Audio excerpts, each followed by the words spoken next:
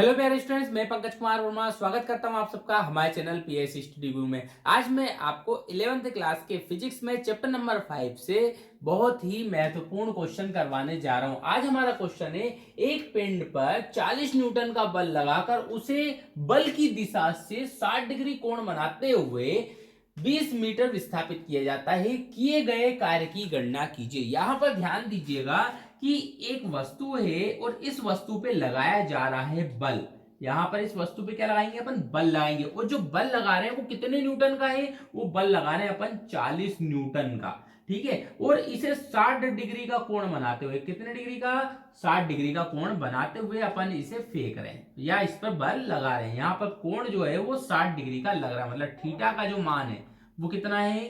Theta का जो मान है वो है 60 डिग्री। और इसे अपन ने 20 मीटर विस्थापित किया।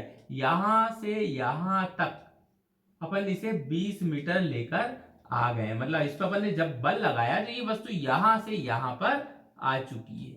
ठीक है। कितना विस्थापित कर दिया इसे अपन ने? 20 मीटर कर दिया है विस्थापित। तो हमें इस पे यहां से यहां तक विस्थापित करने में कितना कार्य करना पड़ा, यहां पर हमें कार्य निकालना है, कितना कार्य करना पड़ा ये हमें देखना है।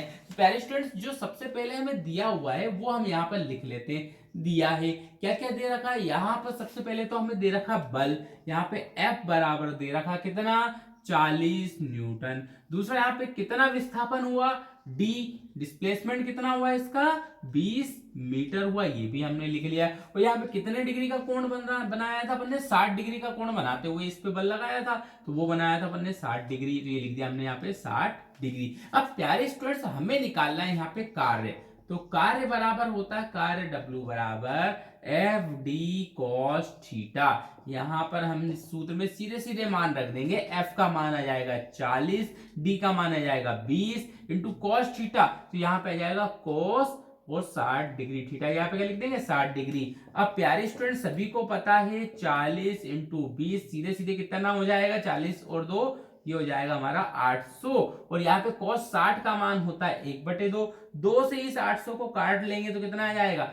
400। तो ये हो जाएगा W बराबर 400। और यहाँ पे जो कार्य की यूनिट होती है वो होती है जूल। तो प्यारे स्टूडेंट्स, हमारा आंसर आ जाएगा कितना? 400 जूल। तो इतनी आसान तरीके से हम ऐसे क्वेश्चनों को सोल्व कर सकते हैं। इसके लिए हमें दो तीन चीजों की जरूरत पड़ती है। एक, कितना बल लगाया, दूसरा कितना विस्थापन हुआ, और कितने डिग्री कोण से हमने उसे फेंका। तो प्यारे स्टूडेंट्स, यदि आपके पास ये तीन चीजें हैं तो आप किए गए कार्य की गणना कर सकते हैं। तो उम्मीद करता हूं ये क्वेश्चन आपको समझ में आ चुका होगा और इसके जैसे जितने भी क्वेश्चन है आप सोल्व कर सकते हैं। यदि आपको ऐसे क्वेश्चन को करने में कोई भी डिफिकल्ट आता है तो आप हमें कमेंट के माध्यम से पूछ सकते हैं। मैंने डिस्क्रिप्शन में हमारे इंस्टाग्राम और टेलीग्राम की लिंक भी दे रखी है, आप हमारे टेलीग्राम और इंस्टाग्राम के ग्रुप से जुड़ सकते हैं। तो प्यारे स्टूडेंट्स, आज के लिए इतना ही। मिलते हैं नेक्स्ट वीडियो में नए इंपॉर्टेंट क्वेश्चंस के साथ। तब तक के लिए धन्यवाद।